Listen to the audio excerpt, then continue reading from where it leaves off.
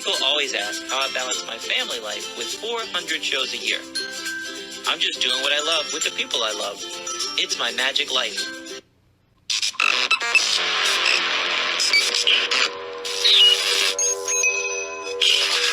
I like Wes Iseli. I like everything about him. All right. Tonight's episode, we have a return guest. We have Joseph Carrasco, which I can't say his name like as awesome as he can. But dude, I had so much fun with you last time. We had to have you back. I'm like, yeah, it's been about a year. Let's get it back, man. So everybody, it's Joseph. What's up, man? How are you? Hey, thank you for having me back. And you say my last name probably about as good as I do, so no worries. I have a trouble rolling my R sometimes, so no worries. No, you can roll it. You did it in podcast 1. Go ahead. I want to hear it. My name's Joseph Carrasco. There you go. There you go. I can't do that. I can't do it. I can't roll the R's. I know. I always make fun of my mom because my mom, she gets mad at me because I say tortilla, and she's like, "It's tortilla," and I'm like, "I'm sorry." How's your mom doing? She's great. I have her on a fruit diet pretty much. We make smoothies. I got her a little blender, and I looked up a lot of different types of berries and fruits that will help her with her glucose because she has type 2 diabetes. And also she was having trouble with arthritis in her hands. So I also got her eating papaya, and mainly papaya water. So I boil the papaya, let the water cool. Then I throw the chunks of papaya in the water and she drinks that. And that's been helping her arthritis. And all the other fruits have been helping her with her glucose. Her glucose numbers are down. Her blood pressure's down. And she's down, I believe last time she told me she's down 30 or 40 pounds. And we are racing each other to see who can lose the most weight. Wow. That's awesome, dude. That really is. So is your wife on this diet as well?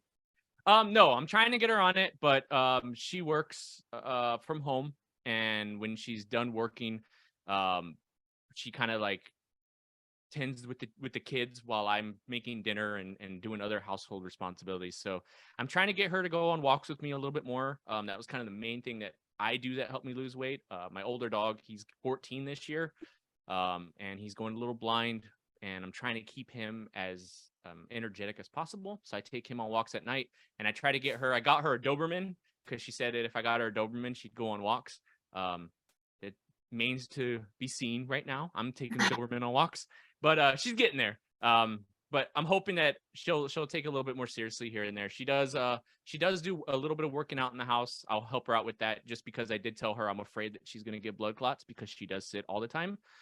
So I got her doing squats and doing stuff like that. But as far as her taking it full serious, not yet, but we're getting there. It's baby steps, man. It's just changing. It's changing your daily routine. That's all it is. You just got to put it in that schedule. Just like, hey, it's lunchtime. It's workout time. Let's go. Yeah, but you can't force somebody who's not ready. So once they're ready to do it. You know, you try and force them before that, you're just dragging them, and it's not fun.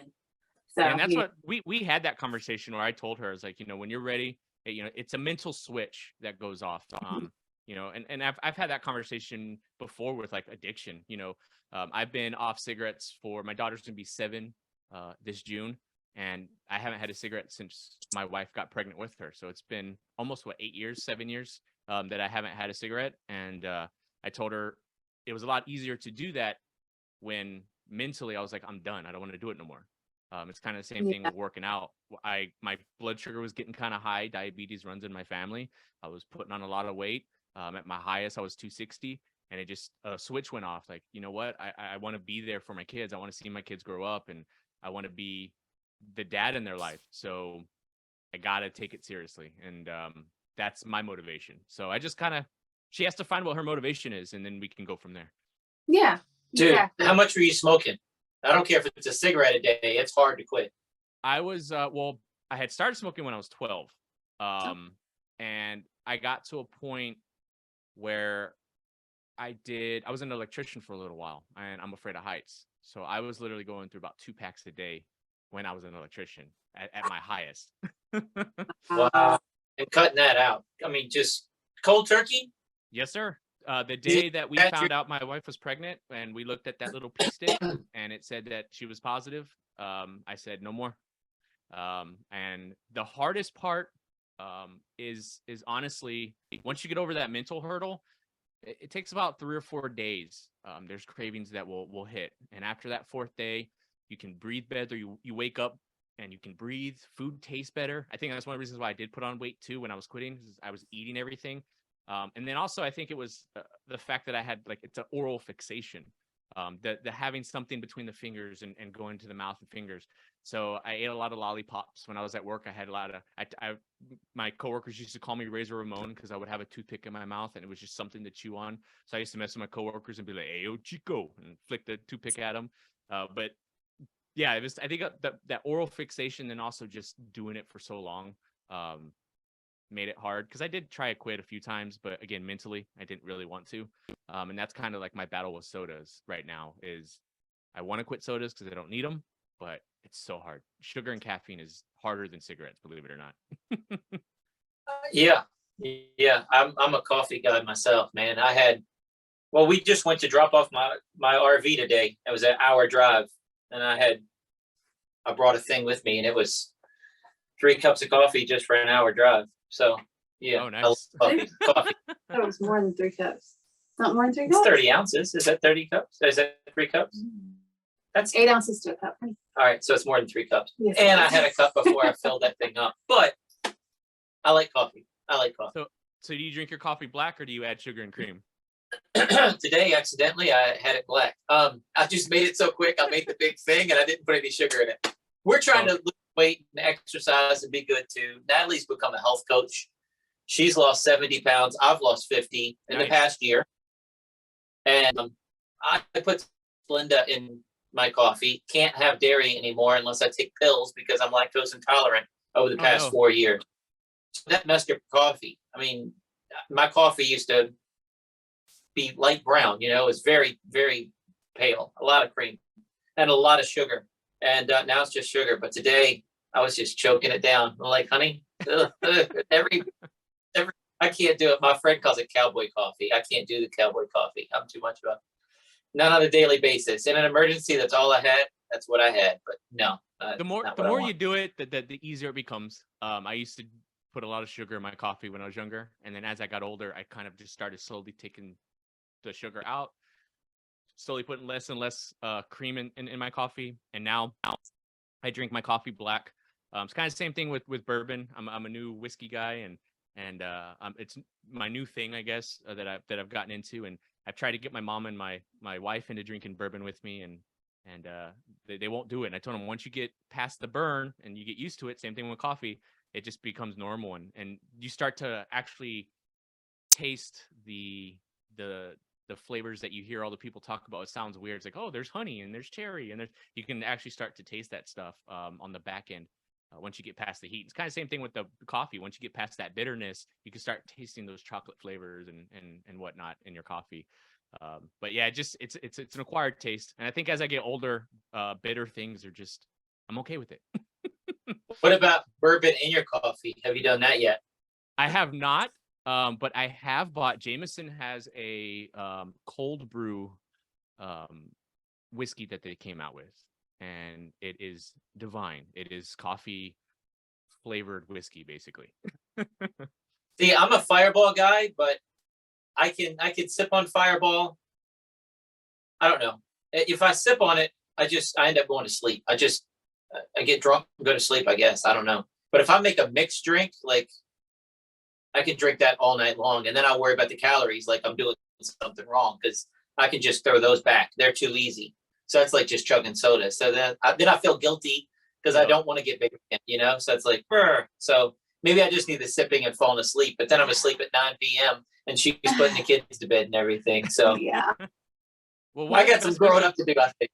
One of the best ways to approach bourbon, like as I sit here sipping on one, or whiskeys, are like when you're drinking them.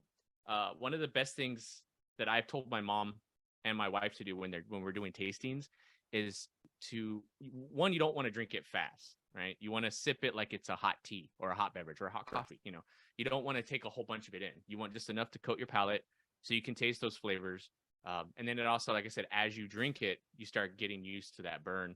But also just start with lower proof stuff. If you start with lower proof stuff, a lot of times it's a little bit sweeter. It's it's not aged as long, so it's a little bit thinner on the palate, so it's not coating your tongue, not burning the back of your throat, and then you can build your way up to the higher proof stuff. Yeah, I can't sit back and just, if I'm drinking, I'm drinking. I can't sip, I guess. My ice ball is melting. It's like I'm in a hurry. I'm racing the ice ball, you know? Oh, okay, gotcha. I don't know why. I'm in no hurry, but I am. I don't know. So let's talk about your music, man. How's the music scene going? Music's going good. I haven't done much since the last time we talked as far as releasing is concerned. I have been writing a lot. And now with Brutal Block just kind of blossoming and being this thing, I started Brutal Block just to play DJ, just to have fun. I like to hear my own voice. I like to play music that I like, and I want to be able to kind of listen back to it myself and jam out to those bands. And then it kind of evolved into this awesomeness that just caught on with bands, caught on with the metal scene. Because we don't gatekeep, because we don't do subgenres, we're not subgenre specific. Bands are now starting to send all their music to Super Cool Radio, to Brutal Block, to Matthew Thomas. And yeah, man, it's really ignited a flame in my own writing. Hearing what the new bands are coming out with nowadays, and the technicality and just the sound that comes from bands that are just independent, purely independent, 100% independent, working in their own home studios, and the product that's coming out is just amazing. And it's I'm very competitive, and I like healthy competition. So it's made me go, okay, I need to sit down, I need to focus, and I need to finish these songs. Because right now I have about 25 tracks that are unfinished, that are either I have a first verse and a chorus, and I just need to continue it, or I have some songs that I'm stuck at the bridge, and I just need to figure out the bridge and an outro, and then we're good. And then there's other tracks that I just need to lay vocals down. Living in a 1-bedroom apartment with 2 kids and 2 giant dogs is a little hard. So eventually I'll get it done. I'm hoping to release at least 2 or 3 tracks before the end of this year. I'm still very into releasing just singles. I don't think I'll ever do an actual full album, just because I like the idea of just releasing tracks when I finish them. It never occurred to me. It never occurred to me that you could have multiple songs not finished. I thought you're working on one song and you had to finish that one to start. Oh. I never, maybe a song title or an idea, but not like I got first verse and a chorus and then it waits for 6 months. But then you think of something else, and so you start a new one and you will start working on that, and that one's waiting. I never thought of that. It's very ADHD style writings with a lot of musicians. It's just like, because a lot of times you'll have like an idea too. Like if you're just like fiddling around on the guitar and you're just kind of just playing, just exercising. Because a lot of times when I practice, I'll spend like an hour of just doodling on the guitar just to keep my fingers with that muscle memory. So a lot of times when you're doodling, you just end up coming up with something that sounds really cool. And so because I have the tools at my disposal to record on the fly, I'll spend the time to be like, okay, you know, what's the tempo? What's the time signature? Okay, I got all that. Okay, let me record it real quick. And then I'll record just that section, that riff or whatever. And then I may go eat dinner or something. And then I come back and then I'll listen to it. And then I'm like, oh, this is a really cool drum part. Or I can do this drum fill here. And then I'll record that part. And then it's just kind of like, it's like building blocks. There are times when I sit down and try to force myself to write a full song, but I don't want to force it. So it's just kind of like do things in sections and then come back to it later. If I hit a wall, I'll do something else, come back to it later. There's been days where I've literally recorded 5 different riffs for 5 different songs in a day of just jamming out by myself. And then I come back to it a month later and then I'm able to finish them. But yeah, it's just kind of ideas that get thrown against the wall and then I come back to them later. I don't ever want to stress myself out, especially being a solo artist. I don't have ideas to bounce off of other people. So I have a very laid back approach to my songwriting. And then now with something like Chat GPT, these artificial intelligence apps are becoming really popular. I even mess around with those sometimes. And if I want to experiment outside of the metal genre, I'll use it as a tool to kind of write a country song or a punk song. I have a few of those, in on the back burner that I'm shy to release, but eventually I'll feel confident enough to release them. But GPT has been a great tool to use as far as to get lyric ideas, not fully take everything that they say because it's AI, so it's not perfect, but it'll give me an idea, and then I can work with that. Or I can say, hey, give me a chord progression in the style of country, since I don't really know country chord progressions very, very well. And it'll give me a chord progression that I can work with and then write around. So it's pretty cool. That is pretty cool. That's a neat idea. So what instruments do you play? I know you play drums. I know you play the bass, but you play regular guitar as well. Yes, sir. Yes. And then as far as like keyboard and stuff, I can use my software to kind of do that as well. Make a template. I do play piano occasionally. I'm not as confident on piano as I am guitar, bass, and drums, but I do that as well. But eventually I want to learn accordion and saxophone as well. Violin is really hard, so I might actually have to take classes to get that, because that's one of the ones that I wanted to learn too. It's fun though. Once you get it down, it's fun to do. It really I is. just have a hard time with the whole stick on the strings, and I And can never get a doing clean sound. What my teacher made me do when I first started, she said, this is pretty much what we're doing when you're playing violin. You pat your head with one hand and you rub your belly with the other. You can do two different things with each hand. You can do, the bow and the fingers on the strings. Nice. So I felt silly on it when we first started. But I was like, okay. And I would I would mess it up. I'd start patting my belly and rubbing my, wait. So yeah. And then it just comes second nature. Funny enough, as a drummer, it's kind of the same concept. Yet I can't do that. I can play drums, but I can't do the whole patting the head, circle stomach thing. I ended up messing it up and getting really confused. But I'm gonna work on it now, so that way when I pick up a violin again, I'm ready. Yeah. There you go. I don't know if that did anything. I think that was just filler for your teacher. I get it. This is muscle memory. You're gonna get it eventually. No, but now switch it. Now go to the other hand, because you can't, because it's muscle memory. See, you can't do. I'm doing it. Now go the other way. Thank you. I just did it. All right, you got it. Listen, and you're used to a guitar that has the, what do they call it? The frets. Mm-hmm. So when I was learning violin, she put tape where because it's spaced out different. It's not equal spaces between your first, second, and third finger for the most part. So if you put a little bit of tape that you can take off later, it doesn't leave yuckiness on. You just put that on until you learn right where to put your fingers. Just a couple tips just to help you. Nice. If you learn. So there you go. You got to teach her.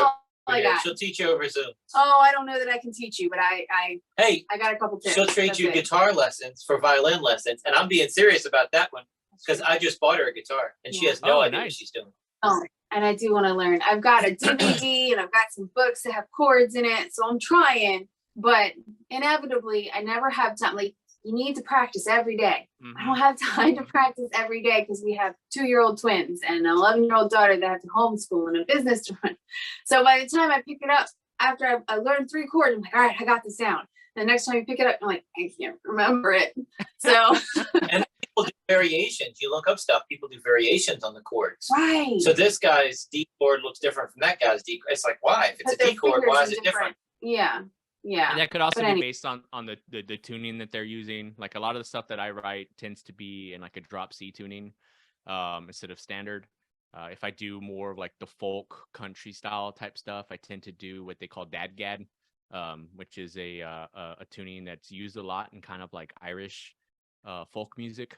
So it could be the tuning as well. But I'll let you in on a secret. Most guitar players couldn't tell you what they're doing anyway. We just kind of go for it and we just play, and whatever sounds cool. I mean, look at somebody like Dave Grohl. If you ask Dave Grohl what he's doing, he won't be able to verbally tell you. And he said that before in interviews where he's just like, I just play what sounds cool. Okay. Yeah. And that's kind of one of the things that I always try to tell musicians too that are starting out is that never think that you're doing something wrong when it comes to music. Music is still an art form. There's no right or wrong way to do it. Make and create things that you enjoy and that you find joy in, and you'll be fine. You'll be rocking. I never write a song or a riff with the mindset of like, oh, I wonder what these people are going to think, or I wonder what my fan base is going to think. I write for myself. I share with fans because I want to. I've never gone into music with the mindset of, I mean, and it's kind of how I live my life. I don't ever seek validation from anyone. I love who I am, and I know that every day I need to do better and be better. And so I'm very self-aware in that aspect. And it's kind of the same thing with my music. I write what I want to listen to, basically, and then I put it out there for people. If you don't like it, then it wasn't for you. If you like it, awesome. Hop on the boat and let's ride this wave together. That is very nice that you're saying that you can't really mess up because it's art and it's their thing. But we've heard people mess up. We've heard some bad music out there. We work street festivals, we work county fairs, and they don't want to pay anybody. So, I mean, you get the music that, oh my gosh, I hope they're warming up. No, they're in front of a crowd. But that's usually people doing somebody else's music, and then they're like out of tune, or they're not. Yeah. So they're. But I think he's saying when you're making your own stuff, creating your own music. Yeah. Don't put limits on yourself. So yeah, definitely. So I can't. All right. So I think of you as like a heavy metal dude, right? Mm-hmm. Hearing that you're doing punk and country, you got your instrument tuned to an Irish type of tuning, playing country music. Do you have the country twang when you're singing? Have you put the vocals on it yet? I'm trying. That's why I haven't released some of that stuff yet. I'm still a little nervous about it. What I will do for you guys is I did release a song that is not metal, that is on my Cognitive Discourse YouTube channel. I will give you the link to that. So if people want to hear something that I'm doing outside of metal, they can check it out. Understand that I am also still trying to develop my voice, trying to find my voice. So it's not quite perfect, but I put that out there for myself to just kind of have that experience. So like if I have people who come up and like, hey man, you're doing something outside of metal, what does it sound like? I can kind of, here you go. So yeah, I'll definitely link that to you guys because just not only singing, but I'm also trying to develop my voice for voice acting. So I've been doing stuff like that as well. Just trying to find my voice. So eventually I'm hoping I can get there, but I might have to get a vocal coach because I'm not comfortable just yet. Are you doing anything like Fiverr, just throwing your name in the ring and saying, hey, I can do some voiceover stuff for you? Anything like that? My buddy, shout out to Jerry Salazar. He has been bugging me to make a Fiverr. My issue with that right now is the simple answer is no. The reason why I haven't done that just yet is because I don't feel comfortable enough in my voice work and my editing skills to charge people. It's a hurdle that I myself need to overcome. The stuff that I've shown friends and stuff, they're like, dude, you should charge people to do this stuff. I've helped out other podcasts in the past, doing voiceovers for them, doing intros. And when I say intros, I mean doing full-on voice work, background music, all the Foley stuff. I've done all of that.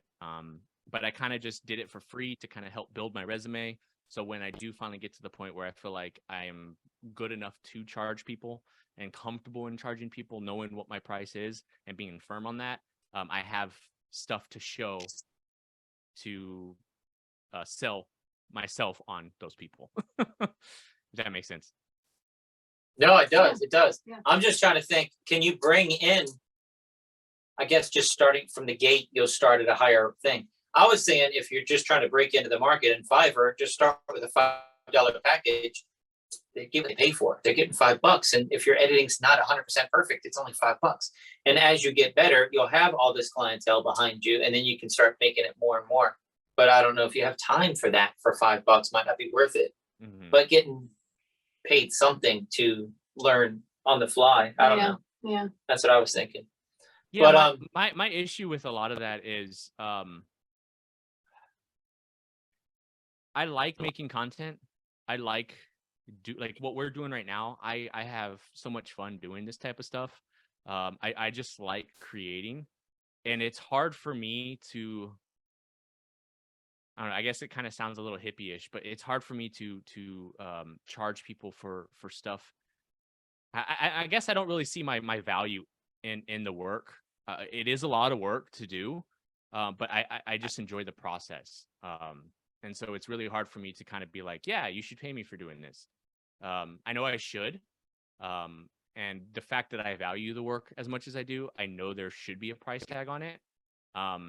It's just hard for me to do that. And I guess it's also because I do other things that I want to make money at, that I want to get to a position where I can continue doing voiceover work for like podcasters and DJs that are also, they're not breaking in huge numbers. So being able to do stuff for them that they can't do themselves, I get some type of satisfaction out of it. Just being able to help out fellow podcasters, help out fellow musicians, help out fellow story writers who are just trying to get their feet planted. I enjoy doing that. So my mindset is on other things money wise. Like we were talking coffee. I'm actually working on trying to get a coffee brand in stores. So there's other things that I want to do that will bring in that revenue, and hopefully those things work so I can continue to help out other podcasters and people who need that type of work that I've put my time in learning how to do, to be able to give that to them and say, hey man, like good luck. Awesome. Hope it works. Yeah, that's really sweet. All right, tell me about your coffee. I want to know about your coffee. You got so many things going on. You need another thing. What? Tell me. I'm in the same boat, man. I love it. I can't, if I have a day off and I'm not busy or keeping my hands busy and my mind occupied on a project, We're in trouble because you start something new. yeah, I start a new career. I start a new project. Yeah. Well, Um, I don't couple want to weeks go ago- I don't want to go too deep into the actual name of all the stuff, but I'm in the process of trying to brand a few things, and one of those brands I want to push to have not only coffee but some kind of dive into the hygiene world as far as like bar soaps and lotions and cologne and stuff like that. But the coffee is going to play off of that brand as well. And I can fill you guys in off the recording, but yeah, there's a few brands that I'm trying to build, and coffee's one of them. And I've been talking to a couple wholesale coffee companies. It's really cool because some of these companies, you pay them a fee and they basically do everything for you. So they'll send you different types of coffee beans that you can try, and you find out what flavors you like, and then they kind of blend everything. You send them your logo, and then they basically manufacture the coffee. They bag it. They do all the stuff for you. And then they just send it to you. And then, of course, you take it, and my legwork will be, once it's distributed to me, to find people who can sell it. So I want to start kind of grassroots with the mom and pop coffee shops, see if I can get it in there. And then my ultimate goal is to try to get HEB involved. So I'm a Texas boy through and through. I want to represent Texas as much as I can. So Target, Walmart, I'm not interested in those. What I'm interested in is a Texas-based company.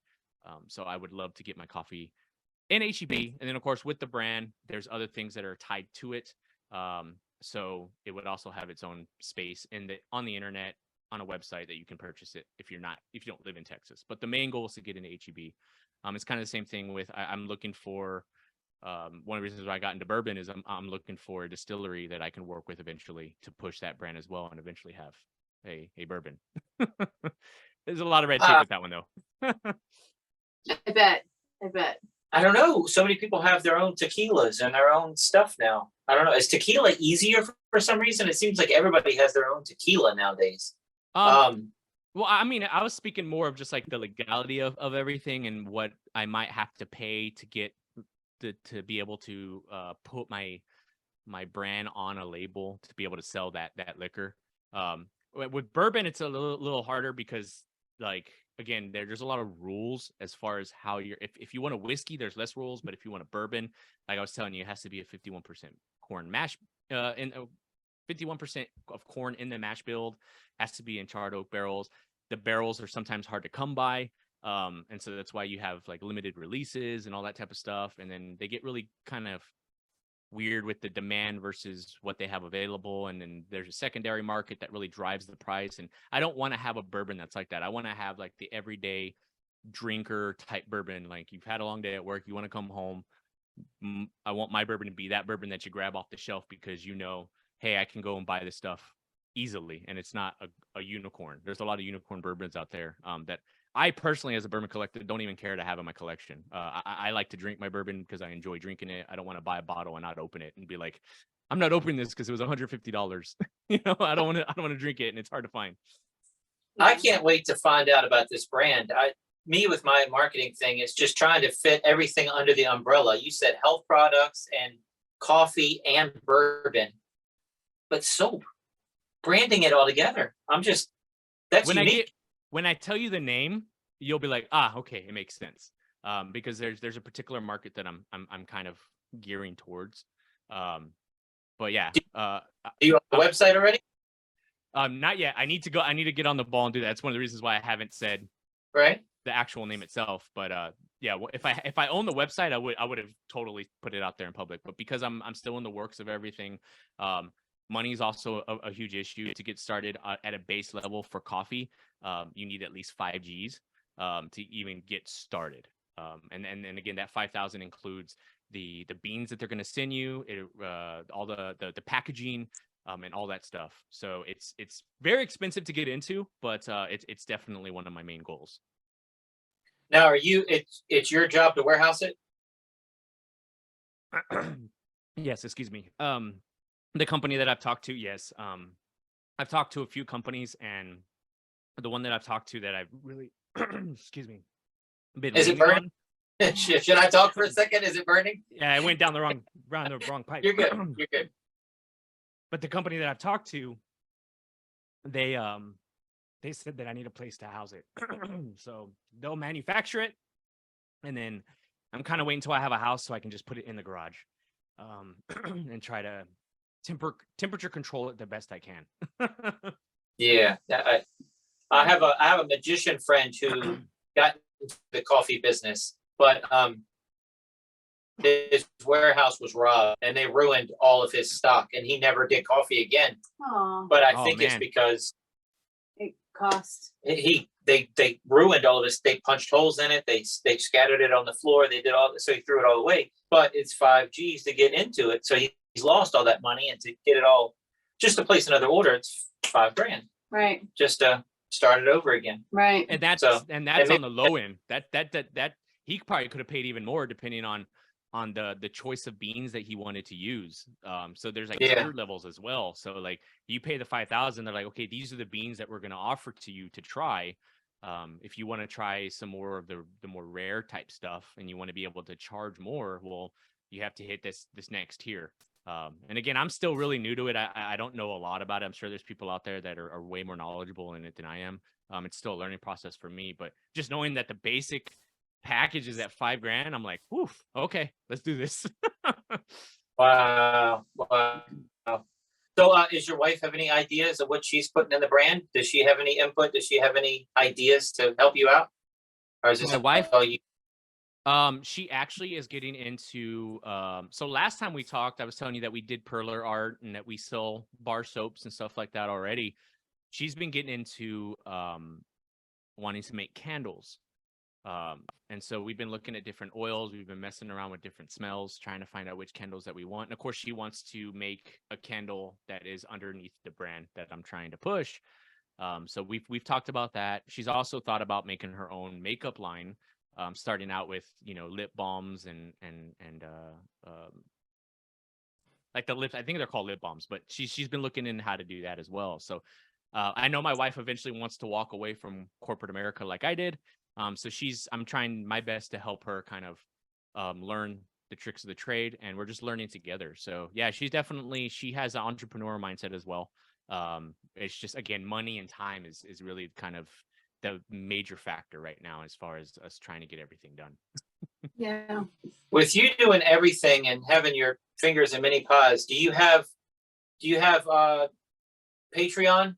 Do you play with Patreon at all? I don't have Patreon or anything like that. Now I do cognitive discourse through Buzzsprout, and funny enough, I took a month off. This past month, I took April off. Didn't do anything the month of April with cognitive discourse, and my numbers skyrocketed out of nowhere. Like, I'm talking, it went 10 times what I'm used to getting. it blew my mind because every week they send me an email telling me what my numbers were for that week. And I was like, whoa, my numbers just kind of like skyrocketed out of nowhere. With Buzzsprout, it is a premium service. You do pay monthly for it.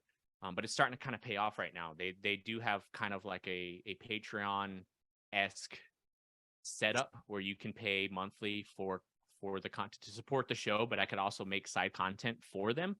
So I just signed up for that, and it's something that I just recently started pushing. So I do have a Patreon type thing, and I'm just glad that it's done through Buzzsprout, because with Buzzsprout, if I do start getting money through there, I can use that money to automatically pay for my monthly subscription to use the service, and then they send the remaining money to my PayPal, which I have tied directly to my bank account, and I can. It's very simple, and I didn't have to worry about setting up anything. I just basically confirmed that I wanted to be a part of it, and boom, they hit me up with the link, and everything was already set up for me. So it made it super one easy. place. Yeah, it's one place. Nice. Yeah. We're really enjoying our Patreon. We have we teach magic lessons, and we do the podcast extras here. We do our television show where I have to send it to the network anyway. So I have to put my side of the commercials in, and the network puts their side of commercials in. But as I'm editing, I just leave the commercials out. When I send it off to get closed captioned, it's 22 minutes exactly. And that's what I people on the Patreon. They get the raw footage of my television show because they're paying. They don't have to sit through the commercials. It's just, I like it. People are liking it. So I'm having fun with it. Yeah, bands have been killing it with that. Shout out to Casket Robbery. They're one of the bands that really they do exactly what you guys do with Patreon, and they're killing it with it. I mean, they release their music early for fans that are paying for it. I believe they call their fan base on Patreon the Coven. And I mean, they get all kinds of. They do movie nights with their fans where they do exactly what we're doing, and they just watch movies with fans on Discord, and I mean, there's a market there for it, and I love seeing it. Again, just me, I think I end up battling myself a lot of being like, well, what can I offer? I put everything out there for free, so it's like, I feel weird being like, what can I charge that's different from what I'm giving out that's free, that's the hardest part for me. It's not a paywall. It's not that. It's I'm doing this extra just for them. I can't give away magic tricks for free. I can't put that on YouTube. I don't want to be one of those guys that expose magic. But if they're buying Patreon and they're subscribing to me and they want to see, we did a hangout with all my Patreon people, and we're just in the room. Natalie and I just sat here and talked to them for an hour and said, hey, what do you guys want? And one of the guys said, you have a great collection. If you just showed us different things from your collection, that'd be very interesting. And he said, you don't have to teach me the secret to it. I'm like, you're paying me. I can show you the secrets to these things. Doesn't mean you can do it. And it doesn't mean that, I own the rights to that trick. But this was made in the 60s. I mean, this right here, this was made in the 60s. They don't make this anymore. So I can show them how it works. They'd have to get one in an auction lot somewhere because you're not going to find it anywhere else. And I'm not taking money out of David Copperfield's pocket by showing them that trick. It's not gonna put anybody out of business. So we're having fun with that, man. Yeah, I think I probably need to sit down and really kind of think about my issue. I think is I overthink a lot of things, and hearing the way you talk about that, it makes me. I think I need to sit down and kind of just go over like, hey man, stop questioning yourself so much and just kind of have fun with it, and the right people will come around that are willing to pay to see that type of stuff. It sounds cool to me. And it doesn't sound cool to you at all, but a third of a song is almost finished. You know what? I got the beginning and the chorus. I don't have all the music put in yet. It's nowhere near where I would like it. But tell me what you guys think. You're charging them a couple dollars a month. That's something, and you're giving them your heart because it's not done. You don't want the world hearing it, but they can hear it. I did a magic trick called Metamorphosis, and we did the switch. I get tied in a box and in a bag in handcuffs. She locks the box, put the locks and chains around the box. She climbs on top, throws a curtain up, and then I'm on top of the box in 3 seconds. Unlock the locks, and she's in the bag in the handcuffs. Metamorphosis. Nice. I showed my Patreon people a fail video. I wouldn't want that out there in the world. but they're following me. They're part of my journey. I went to do the switch and I fell off the back of the box because we're going past each other. We're doing magic in the dark.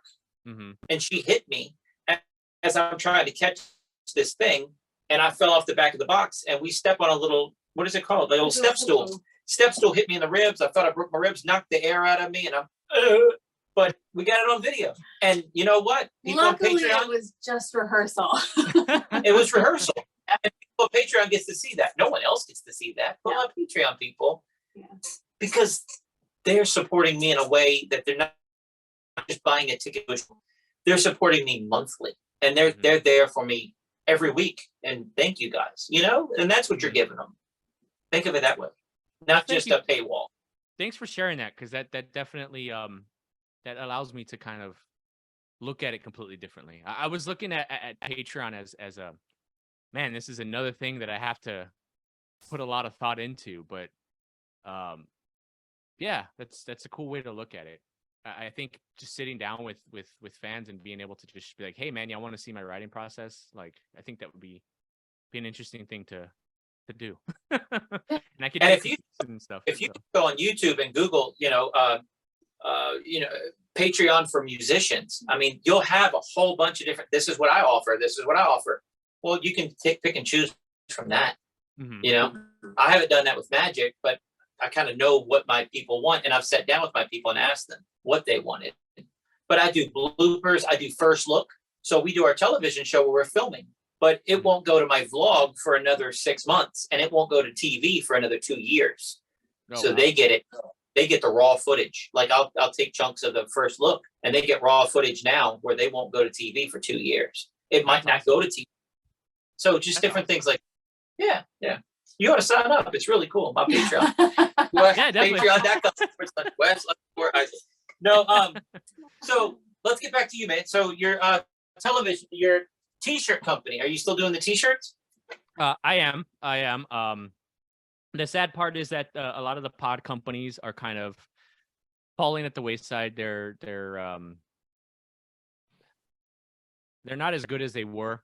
And so because of that, it really is kind of the nail in the coffin for me as far as telling the wife, like, I want to do this independently. I want to do it myself. So I have been looking at machines that I want to try to be able to print the shirts myself.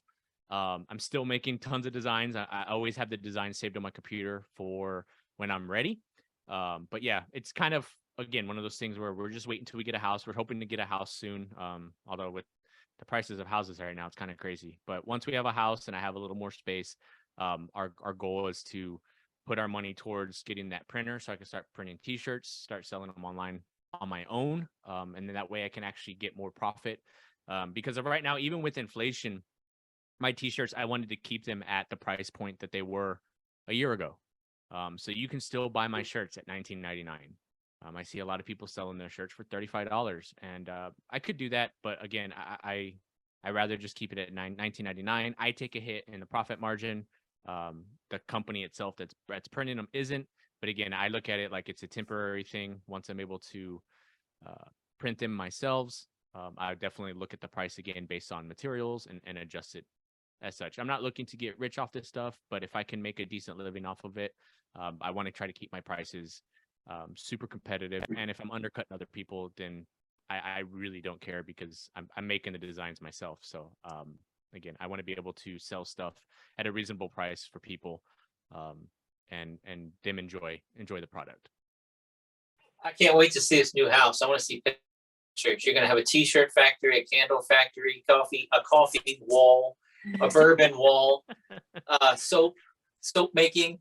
Golly, dude, and music. You got the drum kit in the corner.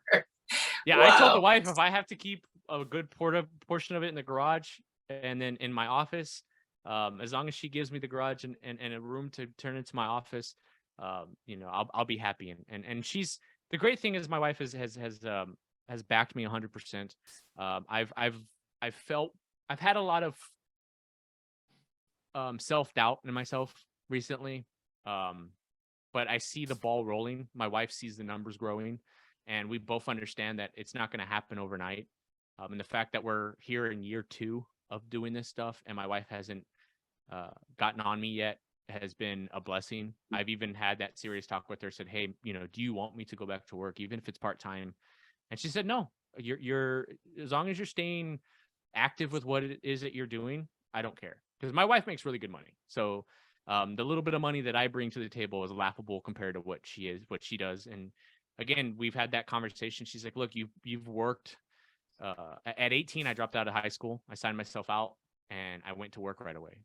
And I've done manual labor jobs. I've worked long hours. I've had jobs where I work 6 days a week, 12-hour days. So I'm not afraid of work. I'm not afraid of sweating and bleeding and coming home sore. But she's the one that constantly is the one that's telling me, hey, the amount of time and effort that you put in at corporate jobs and you weren't appreciated for it, take that same energy and put it into your side hustles. And I know that we will see success out of it eventually.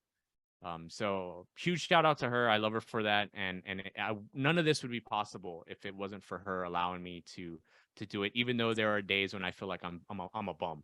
And it's reassuring for her to come and tell me like, hey, your empire will be there eventually. It's just going to take hard work. So I do question myself a lot, but if it wasn't for her, I probably would have quit last year. Oh, you got Wow. a good wife. That Yeah. is sweet. I love hearing that. Where can I get a sugar mama? I'm working on it. That sounds Yeah, great. and Don't she's tell not. yourself. It sounds great. Yeah, she's not making money to the point that we're living like super luxurious, but the money that she brings in allows us to at least cover the bills, so there's no stress. Yeah. And we're able to. I know we're able to eat at the end of the day, and we have a roof over our heads, and that's all that matters. We've even talked about trying to downsize and get rid of a lot of the stuff that we have to put that money towards the eventual businesses that we're trying to build. Nice. Dude, I wish you all the best. You are awesome. You got so many things going on, so many irons in the fire, and I want you to succeed. I want to be there, and I want to say, dude, I knew him when. That's all I want. I want success for everybody. Mhm. Magic has a thing, and I'm sure music is the same way, where everybody wants that gig. Everybody's out for themselves, and it's like there's enough work for everybody. Why can't you put your friends on a pedestal and say, hey, support my friend? He's got a t-shirt Exactly. company. He sells candles. He sells coffee. Go hang out with my friend. I'm telling everybody right now on my podcast. When this coffee comes out, go check it out. Yeah. And I'll be promoting on my end. You let me know, and I have that Facebook thing. I'll put it right underneath the comments on yours, and everybody be notified. It'll go right to the top. Awesome. So I'll let it. Well, yeah. And that's one of the things that I've learned in the short time that I've been doing this, and one of the things that I love is people don't know this, but me and you have communicated back and forth even after the first time I did the show with you guys. And I like that. I like having that conversation back and forth. It really gets that camaraderie as podcasters, as entrepreneurs. And funny enough, people like you have supported me more than my own friends and family. And it's a hard truth. A lot of people who are getting into content creating, that's one of the things that I think that people need to understand. Granted, it's not going to happen to everybody. Some people out there have really supportive families, really supportive friends. But the majority of us, and you see it a lot in the band community in doing shows, don't rely on family and friends, because you're going to be met with disappointment.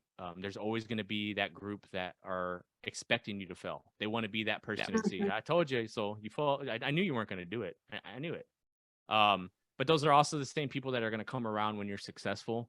And when you give them the cold shoulder, they're going to be like, oh man, you've changed. You're not like how you used to be. It's like, no, I'm the same person, but you didn't see my dream. And I don't expect you to understand my dream. It's not your dream. It's mine. But the takeaway from it is, you became jaded because your dreams didn't work. You settled. I didn't. I choose to go against the grain. And so I like finding like-minded people. And that's why I stay in contact with you. And last year when that's why I asked your wife when we first got on the podcast how she was feeling and stuff, because I remember all that stuff. It's I appreciate you kind of being transparent and putting your personal life out there a little bit, to that little glimpse. People like me appreciate that stuff because I'm one of those type of people too. I'm an open book. I don't hide anything from people. I am who I am. Take me how I am or not, or you don't. Like plain and Right. simple. But yeah, I want to just say thank you again, like for having me on the show, for staying in touch with me, because it does mean a lot. I don't have a family really. My kids don't really know my family. I've always been the black sheep of the family. My kids are missing out on, and my family's huge. I mean, my on my mom's side, my grandparents had 11 kids. So yeah, I'm the youngest of the first cousins. I have second and third cousins that are older than me.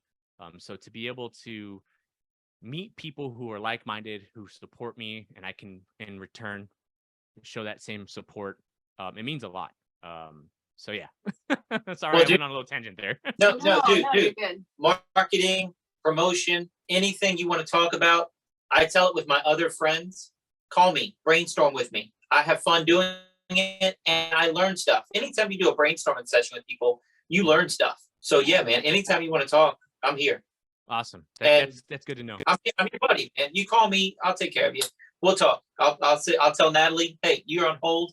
I gotta talk to Joe. She's not my sugar mama, so I can just tell her to. I'm working on it.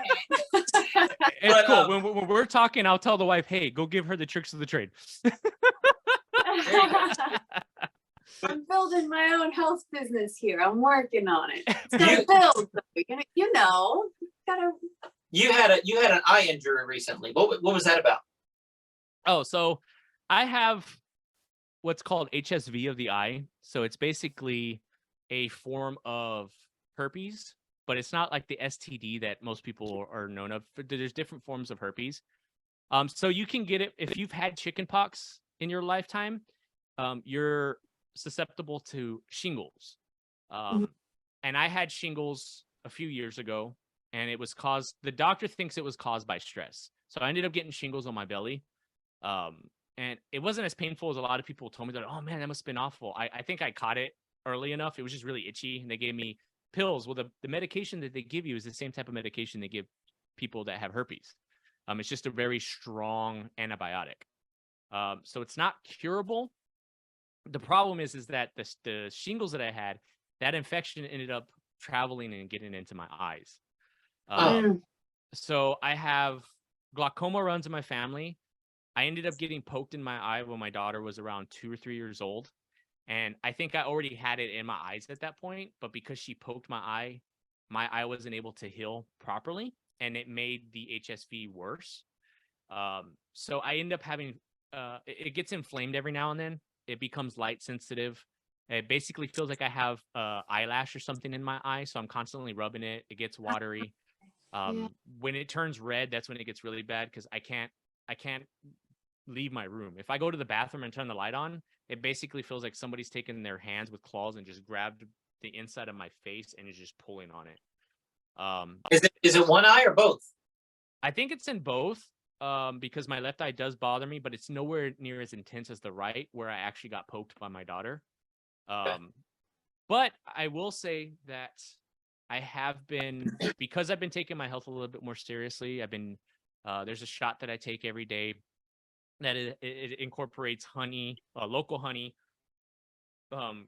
real ginger, apple cider vinegar, lemon, hot water, turmeric, a bunch of other things that I put in this drink. I've been taking that every day. It's helped build my immune system up. I've also been taking, some of your friends may not agree with this, but I get legal gummies with the Delta 9 variant. So it has like a small trace of THC in it. I take those at night. I take about a fourth of a full gummy every night. That helps actually clear up my vision because my right eye is blurry at times because of the HSV. So I take that and it helps to make my vision a little bit better, but it also calms me. So I'm not as stressed out anymore. Me also drinking an ounce of bourbon at night helps. So I think being able to bring my stress levels down have allowed my eye to actually heal. This past time that it was inflamed, it got pretty bad. But since it went away, my eye has actually felt way better than it has in the past 3 years. When I wake up in the mornings, I used to have to do this to my eye. So I would have to basically, my eye was closed. I'd have to do this to it to open it because I wasn't able to open it because if I opened it too fast, it basically felt like somebody poked me in my eye. And so then I wouldn't be able to see, you get water, you get red. Funny enough, since I've been taking the gummies, since I've been taking the shots, since I've been drinking bourbon, after this past time it got inflamed, my eye, I'm able to open it in the mornings. And now it just basically feels like when you get those dry eye boogers in your eye in the morning and you just kind of rub them away and it feels a little dry. It does that for about 10, 20 minutes until I'm fully awake, and then I'm fine. So I'm hoping that I'm in a better spot now, but it is one of those things that just kind of pops up randomly. The bad part is that I don't have insurance, so I pay under the table or over the counter when I go to see a doctor. I hate the way the medical stuff is in our country because I pay about $90 every time I go see an eye doctor, and now they're sending me stuff in the mail of hidden charges, and that really upsets me because I'm like, I was there to pay when I was there, and then on top of that, the medication that I need to keep it under wraps, I need to get a doctor to sign for it, which is really frustrating because all it is just a strong antibiotic.